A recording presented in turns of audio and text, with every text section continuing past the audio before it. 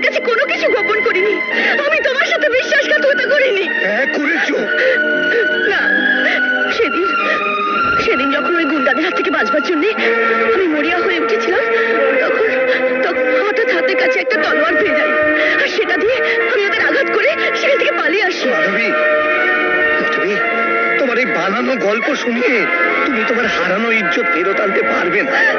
আমাকে তুমি যতই বোঝাবার চেষ্টা করো না কেন, তুমি নিজেকে কখনোই নিষ্কলঙ্ক সতী সাবিত্রী প্রমাণ করতে পারবে না। বারবার তুমি আমার শীতে সিঁদুরে দাগ লাগিও না গো। আমি আমি আজও পবিত্র। সেদিন সেদিন যদি ওরা সত্যি আমার ইজ্জত নিত, তাহলে আমার সেই হারানো ইজ্জত নিয়ে এই ঘরে চৌকাঠ পেরোনোর বদলে আমি গঙ্গায় ডুবে নিজের জীবন দিয়ে দিতাম। মাধবী, এখন সময় আছে। যদি তুমি চাও তাহলে আমরা দুজনে